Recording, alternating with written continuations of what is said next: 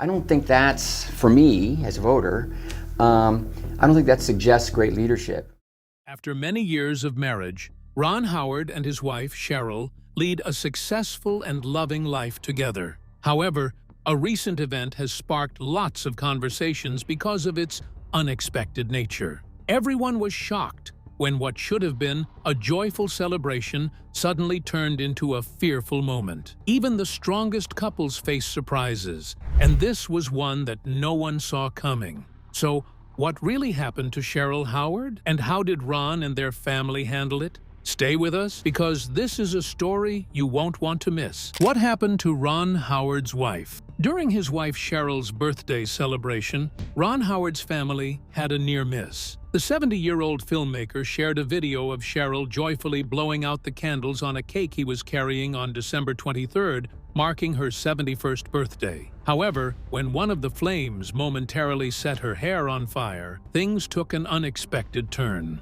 Cheryl quickly pulled back and let out a startled cry as family members hurried to help her. Although the moment was scary at first, it quickly turned into a lighter situation. The flames were put out right away, and Cheryl, though surprised, was unharmed. One of the family members leaned in to check her hair, and Ron, with a bit of laughter, said, "It burned her hair a little bit." Cheryl, still processing the situation, asked, "Can you believe that? Did you get it on camera?" Meanwhile, other relatives gathered around, some chuckling, while others comforted the children to assure them everything was okay. As the video continued, Ron was seen clapping and laughing, relieved that the situation hadn't become more serious. The camera showed family members smiling and chatting after the scare. "Almost had a big accident at Cheryl's birthday party last night," Ron wrote in his Instagram caption. "Whew, all's well that ends. Well, wishing everyone a safe and happy holiday and a great 2025. The clip also caught reactions from the couple's 4 children, Bryce Dallas Howard, twins Jocelyn and Paige, and their son Reed. Bryce's husband, Seth Gable, was also seen in shock, covering his face with his hand. Keeping a light tone, Cheryl said, "You know what? I kind of had dry hair. It's a little burnt," a family member who was checking her hair said, but Bryce assured her again, saying, "It's fine." What may have been a serious issue ended in relief and laughter. The celebration went on with happiness and good vibes, and the family was grateful that Cheryl was not harmed. Ron Howard and his wife have shared a marriage spanning over 40 years. Ever wondered how their relationship started? Keep watching to find out. The awkward connection that led to decades of togetherness. Ron Howard and his wife Cheryl have been happily married.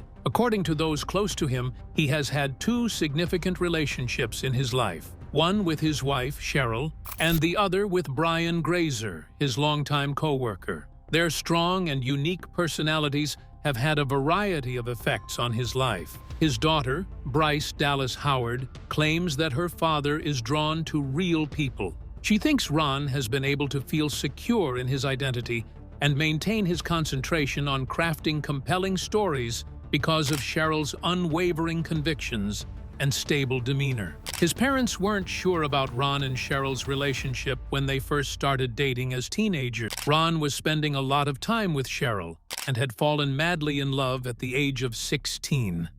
His parents imposed stringent guidelines, limiting the number of times he could visit her each week, because they were concerned that he was becoming too serious too soon. Ron found this unfair and tried to find ways to spend more time with Cheryl. He started going to church with her, knowing his parents wouldn't stop him. He also pretended to join the cross-country team so he could run to Cheryl's house, hang out with her, and then run back home, making it look like he had been training. Before they even began dating, Ron was determined to meet Cheryl. He tried to find her number in the phone book and often drove around her neighborhood, hoping to see her walking home. He would play James Taylor's Fire and Rain in his car, feeling emotional as he searched for her.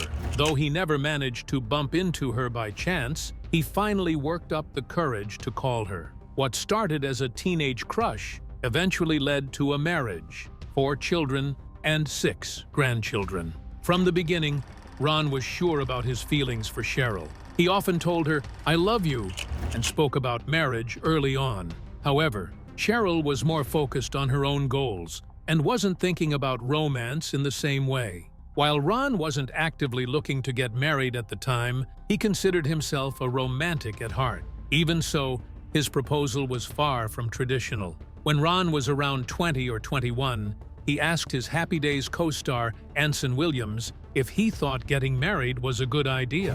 Anson told him that he had been married the whole time anyway, since he wasn't dating around like many other young actors. This conversation gave Ron the push to propose. Although Ron had proposed multiple times during his relationship with Cheryl, there was one particular proposal that finally led to their decision to marry. What sets this moment apart from the rest? Stay tuned to find out more. The casual proposal that led to forever. Ron Howard decided to propose again, and the sincerity in this proposal was everything for Cheryl. While driving onto the Ventura Freeway, he casually turned to Cheryl and asked, "Do you want to get married? Seriously, what do you think?" There was no ring and no big moment, just an honest question. Ron has said that falling in love with Cheryl gave him a sense of confidence, excitement, and purpose that had nothing to do with Hollywood. Their relationship was separate from his acting career, which made it even more special. Over the years, their marriage has stayed strong because of their deep love and commitment. They take their vows seriously and have always been faithful to each other in every way. Good communication has been important in their relationship, and they have gone to marriage counseling at times to help strengthen their bond. A counselor once told them that in 30 years of experience, they were the most sensitive couple when it came to tension. Neither of them liked arguing, and they didn't see any benefit in fighting. It didn't add passion, excitement, or resolution to their marriage. Their daughter, Bryce, says her parents were lucky to meet so young. They have grown together in a way that has kept them in sync throughout their lives. To her, their love is an example of how to live with honesty and kindness, just like Ron's own parents did. Bryce learned from watching her parents that no matter how busy life got, their love and respect for each other always came first. That strong foundation gave their family a deep sense of security. At one point, Bryce asked her mother what she would do if she ever had to choose between her husband and her kids. Without hesitation, Cheryl said she would choose Ron. Ron often jokes with their children, saying, "You guys will leave one day, but she's staying, so I'm choosing her every time." Ron Howard is widely recognized as a talented director, but before stepping behind the camera, he first made a name for himself as an actor. So, what led him to transition into directing? Let's take a closer look. Ron Howard's decision to become a director. At the age of 10, Ron Howard's attentiveness to the camera and his focus on rehearsals, even when he wasn't in the scenes, were noticed by a director from The Andy Griffith Show. "I think you'll be a director one day," the director informed him. Ron remembered those remarks, but he didn't really fall in love with movies until he was 12. He saw movies like The Graduate, Romeo and Juliet, and Bonnie and Clyde during that period. These films deviated from the typical Hollywood aesthetic. They were influenced by European cinema and had an unvarnished, rebellious vibe. Ron was thrilled about this new storytelling technique. He realized that movies were much more than just simple TV shows. At the heart of it all was the director, the person who brought everything together. Ron knew that was what he wanted to do. Back then, actors didn't usually become directors. A few famous stars, like Paul Newman, had managed to do it, but it was rare, especially for actors from sitcoms. When Ron told people about his dream, they didn't take him seriously. They would smile and say, "Maybe one day." But Ron didn't want to wait. He wanted to start right away, so he joined USC's film school. He was part of the first group of freshmen ever accepted there. Before he could finish, he was cast in Happy Days. It was a steady job with good pay, and he knew he shouldn't take it for granted. At first, he thought the show wouldn't last long and that he could return to school after a year or two. But the series became a hit and went on for years. Instead of waiting, Ron decided to take charge of his future. He spent his weekends making short films, writing scripts, and working with his father, who was also a writer. All of this prepared him for what came next. But breaking into directing wasn't easy. How did Ron Howard turn his dream into reality despite all the challenges? Keep watching for further details. Ron Howard, path to directing as a career. Ron's hard work paid off when he got an opportunity with Roger Corman, a famous producer known for helping young directors like Martin Scorsese and Francis Ford Coppola get their start. Corman made low-budget films, but they had a big influence on the industry. Ron wanted to direct for him, but there was a catch. He had to act in one of Corman's movies first. Eager for the chance, Ron made a deal. He told Corman he would star in Eat My Dust if he was given a shot at directing. Corman agreed, but set a few rules. The film had to earn a certain amount of money, and Ron had to promote it. Ron accepted the challenge, and in 1977, he directed Grand Theft Auto.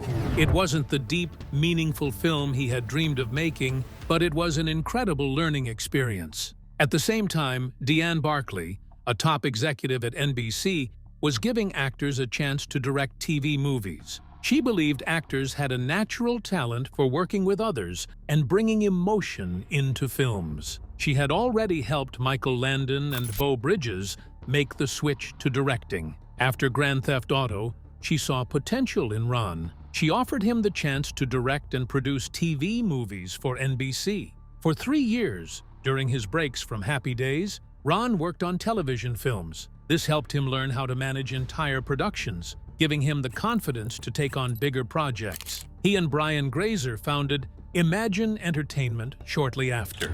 Night Shift, their first major motion picture, was Brian's concept. Ron had never directed a big-budget movie before, but Brian put a lot of effort into getting it approved. Henry Winkler, Ron's buddy and former co-star from Happy Days, helped them out when they ran into issues. After Night Shift, Ron and Brian had another hit with Splash. Even though they were different in many ways, their creative ideas worked well together. Hollywood was looking for fresh voices to connect with younger audiences, and Ron and Brian had just enough experience and confidence to step up. Then came Cocoon, produced by the same team behind Jaws and The Sting. The film became a big success, earning award nominations and making a lot of money, even without major movie stars. Suddenly, people in Hollywood thought Ron had a special talent for making hit films. He wasn't sure if they were right, but he went along with it anyway. Ron Howard achieved great success as a director, but his journey was not without obstacles. What exactly does this imply? Stay tuned to uncover the details. Ron Howard's challenges as a director. From getting used to the life behind the camera to directing the demands of the film industry and personal hardships, Ron Howard's career as a director has been faced by many challenges. One of the first vital challenges he had was taking away his kid star persona. After becoming well known as Opie Taylor on The Andy Griffith Show, and then as Richie Cunningham on Happy Days, Howard found it difficult to be respected as a director. Even after his early success, Howard found himself balancing between acting and directing. But this period was not without its struggles, as he had to manage both careers and build himself as a capable filmmaker. Howard's big break as a director came with Night Shift, which proved he could handle a feature film. But it was Splash that made his image stand out. The romantic fantasy comedy was a box office success, but it came with the challenge of directing special scenes on a larger scale than he had experienced before. This was boosted more when he took on Cocoon, which involved working with a put-together cast of veteran actors and directing the difficulties of sci-fi storytelling. In 1988, Howard faced one of his most ambitious projects with Willow, a high fantasy film produced by George Lucas. Willow was a big-scale production compared to his previous projects, and it needed extra special effects and world-building. The film received so many reviews when it was released, which gave Howard one of his first major setbacks as a director. But over time, the movie created a cult following, showing Howard's ability to create visually compelling stories. As Howard's career progressed, he took on increasingly ambitious projects. Apollo 13 was a critical and commercial success, but it was also an enormous challenge.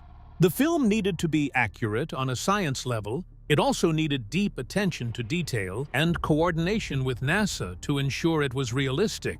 Howard had to manage visual effects that were complicated, and he had to create a sense of urgency while working with a cast that were all stars, making it one of his most tasking films to date. Another major challenge came with A Beautiful Mind, a drama about the biography of mathematician John Nash. The film talked about the difficult parts of mental illness and how it is seen. This required Howard to create a balance between the narrative in a way that was both interesting and respectful. Because of the film's great popularity, Howard won the Academy Award for Best Director. However, it also put him under even more pressure to continue making successful movies in the future.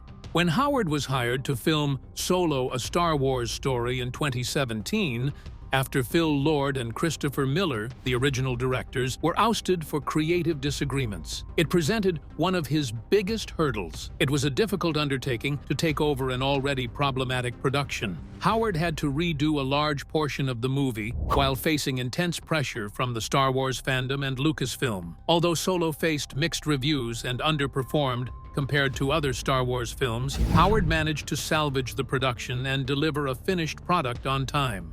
To add to his professional challenges, Howard also had personal ones, such as managing his work and family duties. His relationships suffered as a result of Hollywood's constant demands, which made him check his priorities again. Adding to this, his brother Clint Howard's health issues have added to his emotional load by serving as a reminder of the value of family regardless of his work duties. Ron Howard is still regarded as one of Hollywood's most renowned directors in spite of these difficulties.